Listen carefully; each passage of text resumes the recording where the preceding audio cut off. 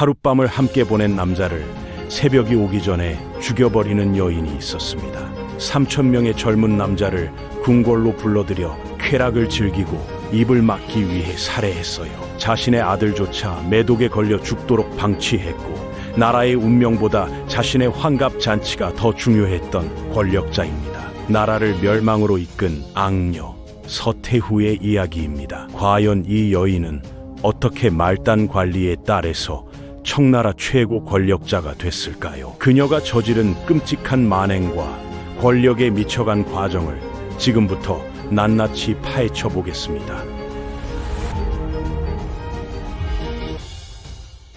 서태후의 본명은 예허나라 나나였습니다. 1835년 북경에서 해청이라는 말단 관리의 딸로 태어났어요. 공식 명칭은 효흠현 황후, 효정경 황후입니다. 부친이 여러 지방의 관리로 떠돌아다녔기 때문에 서태후는 어린 시절부터 관직 사회의 생리를 터득하며 살았어요. 다만 당시 남녀 차별 사상 때문에 만주어를 배우지는 못했습니다. 그 대신 학식 있는 관리의 딸로서 한문은 읽고 쓸 수 있을 정도의 가르침을 받았어요. 또한 자수나 악기와 같이 여성에게 필요한 기술을 익혔습니다. 그러던 어느 날 서태후는 17세의 나이에 뛰어난 외모로 청나라 9대 황제 문종 한풍제의 눈에 들어 궁녀로 뽑혔어요. 그렇게 서태후는 청나라의 호화로운 황실 정원인 원명원에서 지내게 됐습니다. 하지만 서태후는 한 명의 후궁에 불과했고 그 중에서도 낮은 등급에 속해 있었어요. 당시 청나라 황실의 후궁에게는 계급 체계와 같은 등급이 매겨져 있었는데 서태후는 하위라고 볼 수 있는 6급에 속해 있었습니다. 어쨌든 황제의 눈에 들어 궁에 들어간 서태후는 총애를 받아 황후의 자리에 오르기 위해 태감에게 뇌물을 주기도 하고 일부러 황제가 자주 다니는 길목을 기웃거렸어요. 심지어는 자신의 외모를 최고의 미모로 만들기 위해 돼지똥으로 만든 비누로 세수를 했으며 피부를 뽀얗게 만들기 위해서 매일같이 진주를 갈아 마셨습니다. 또한 2명의 산모를 불러다가 그 산모들이 공급하는 신선한 모유를 하루에 한 잔씩 마셨어요. 그러나 이러한 노력에도 불구하고 서태후는 그리 큰 총애를 받지는 못했는데 이유는 한풍제 국사에 참견하고 조언을 했기 때문입니다. 이에 한풍제는 서태후의 면전에 대고 건방지고 교활하다며 비난했어요. 당시 청나라 황실은 후궁이 국사에 참견하는 것을 엄격히 금지하고 있었습니다. 서태후의 행동은 오랜 전통을 무시하는 행위나 다름없었던 거죠. 한편 서태후와 비슷한 시기에 후궁으로 들어온 정이라는 여인은 불과 4개월 만에 5급에서 황후의 자리까지 올랐어요. 서태후는 항상 그녀를 시기하고 질투했습니다. 이 황후가 바로 효정현 황후, 즉 동태후예요. 아무튼 서태후는 사람들의 비난을 받았음에도 황제를 향한 구애를 멈추지 않았습니다. 결국에는 뛰어난 노래 실력으로 한풍제의 관심을 크게 끌어 승은을 입고 귀인에 책봉됐어요. 이후 1856년 서태후가 아들 동치제를 낳자 그토록 기다렸던 아들의 탄생에 한풍제는 크게 기뻐하면서 서태후를 귀비로 책봉했습니다. 그렇게 서태후는 후궁 생활을 정리하고 황후의 버금가는 자리에 올랐어요. 이렇듯 청명한 아들과 새로운 후궁을 탄생시킨 청조였지만 궁정 내부는 말이 아니었습니다. 아편전쟁과 태평천국의 난이 터지는 상황에서 계속 어린 군주가 나오기 때문이죠. 이러한 상황에서 서태후는 한풍제 총애를 유지하는 데 전력을 쏟았기 때문에 동치제의 양육을 포기하기까지 했어요. 출세를 향한 열망이 모성애를 이겼다고 볼 수 있겠네요. 제2차 아편전쟁 이후인 1860년 영국군과 프랑스군이 북경을 함락시키자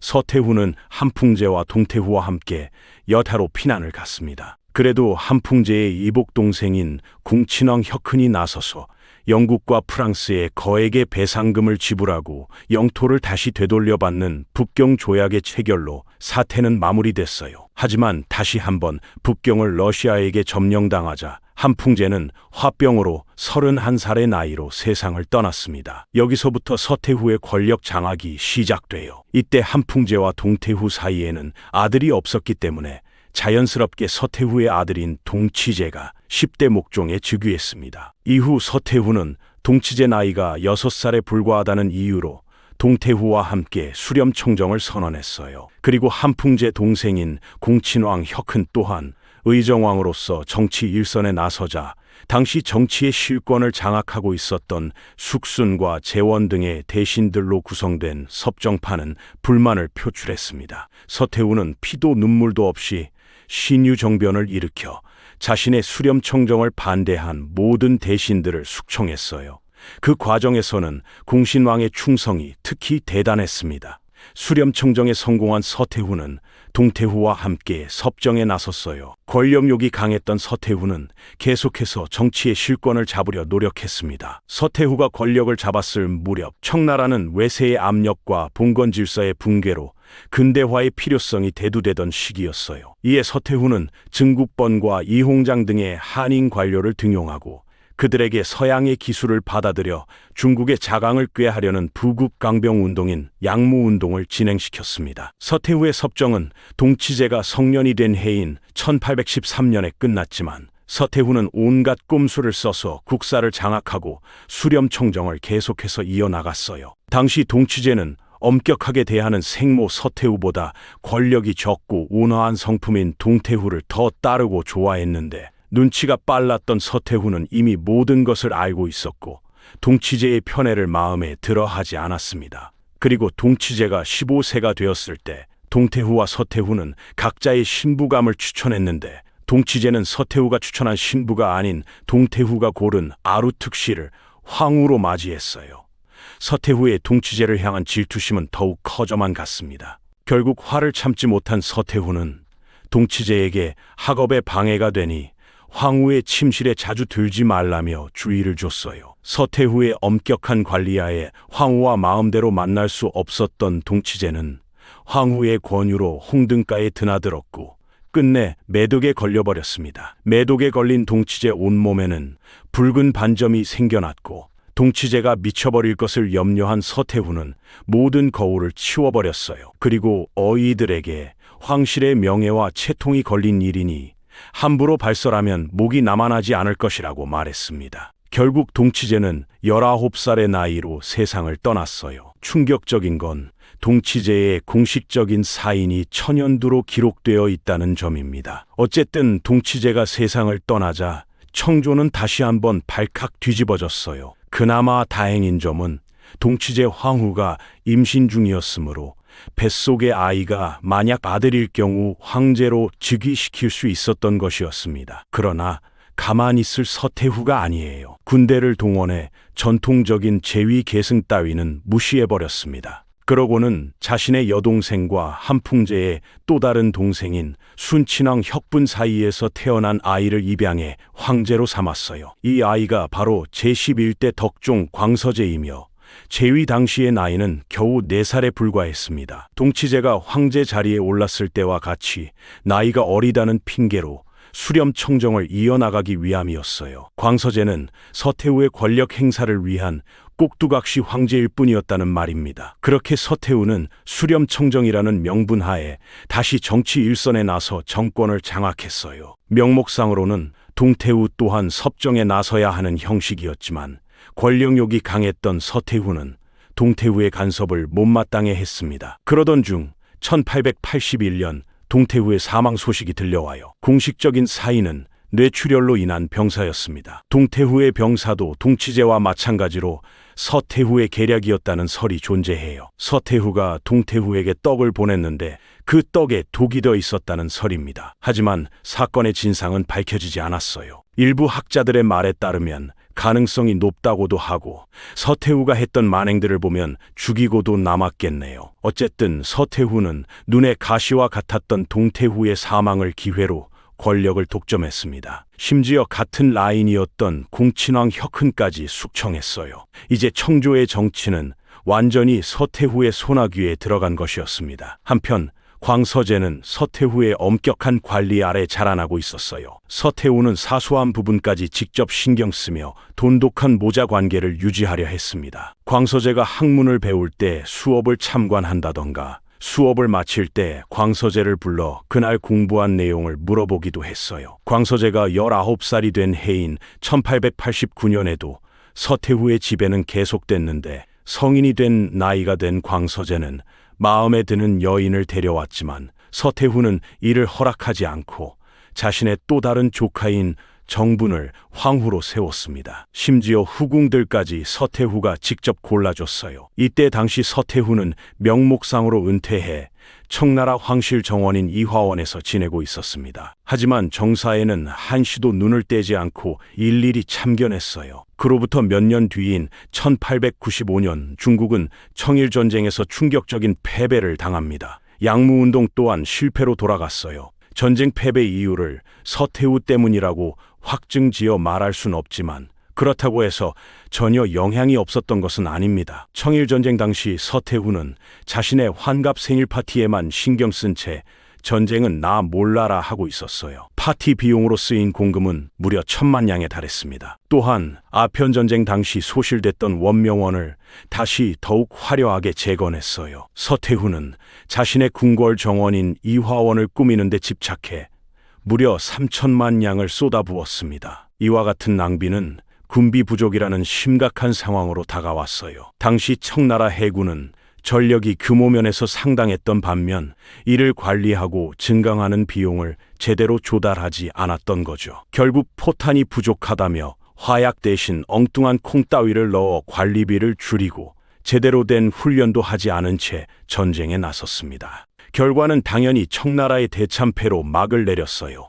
패전 결과 청나라는 2억 량에 달하는 전쟁 배상금을 지불하고 대만을 비롯한 여러 섬을 할양하는 불평등 조약인 시모노세키 조약을 체결했습니다. 한편 친정을 시작한 광서제는 서태후에게 좌지우지되는 자신의 상황을 타개하기 위해 캉유웨이와 양계초 등의 유신파 세력과 결탁했어요. 유신파와 함께 군정 실권을 잡고 개혁을 하려고 했던 것이었습니다. 그리하여 광서제는 1898년 무술변법을 실시했어요. 그러나 서태후가 위안스카이 등의 보수파 대신들과 쿠데타를 감행하는 바람에 변법은 103일 만에 진압되고 말았습니다. 결국 광서제는 서태후의 무술 정변에 의해 폐위됐고 서태후는 광서제가 병에 걸렸다는 거짓말을 하고 다시 섭정에 올랐어요.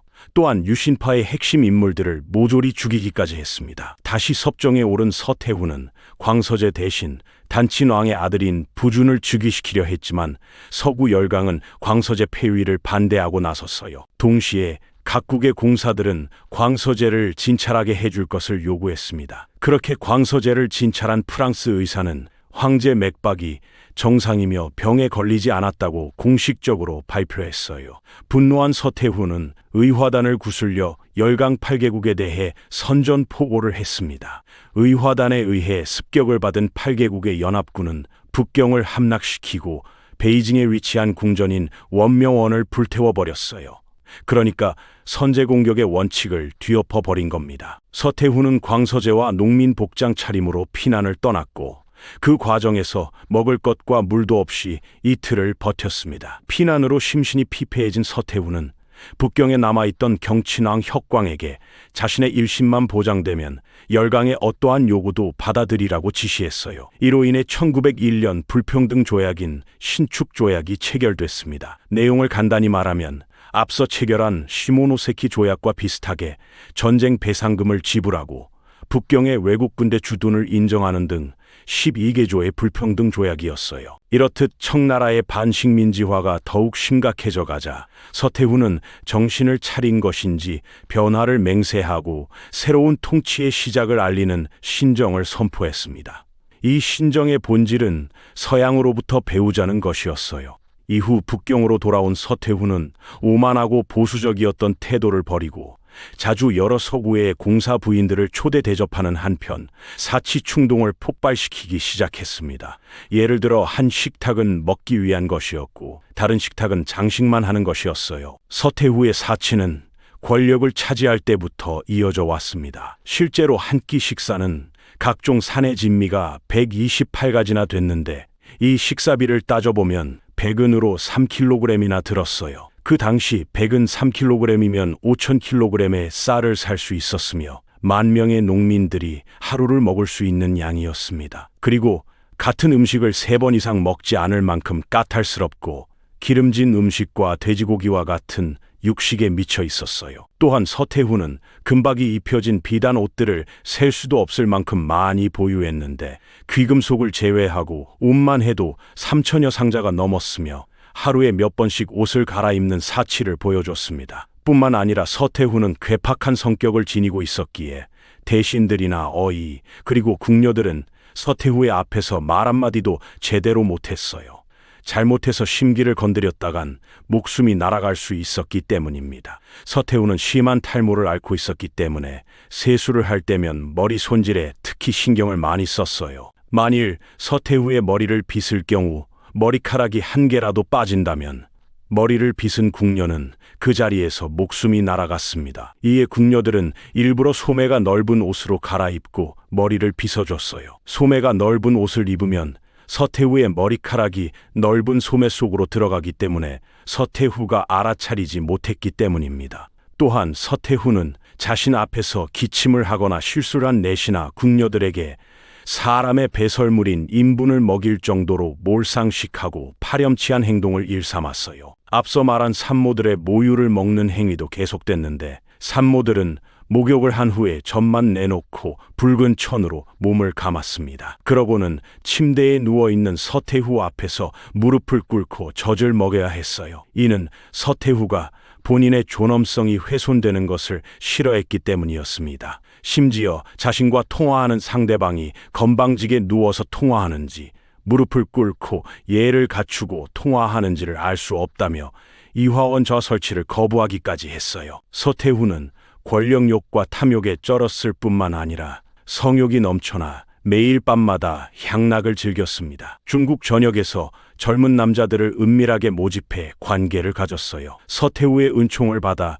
침실로 들어간 남자들은 광란의 밤이 끝나면 어김없이 살해당했습니다. 이유는 관계를 가졌다는 사실을 영원히 비밀로 만들기 위해서였어요. 이렇게 서태후의 하룻밤 쾌락의 도구로 이용당하고 버려진 남자들은 수없이 많았습니다. 소문을 들은 남자들은 쾌락의 도구로 뽑히지 않기 위해 관리들에게 금품을 바쳤어요. 평상시 기름진 음식, 특히 오리고기를 즐겨 먹었던 서태후는 복부 팽창과 위기 등 소화로 이질에 시달렸습니다. 게다가 매일같이 잔치를 벌여 과식을 한 탓에 병이 악화됐어요. 결국 1908년 11월 15일 74세의 나이로 세상을 떠났습니다. 흥미로운 점은 생사의 갈림길 속에서도 권력을 놓지 않았다는 점이에요. 자신의 삶이 얼마 남지 않았다는 것을 인지하고는 감금 상태에 있었던 광서제를 독살하고 서둘러 자신의 손자인 푸이를 황제로 세웠습니다. 그제서야 서태후는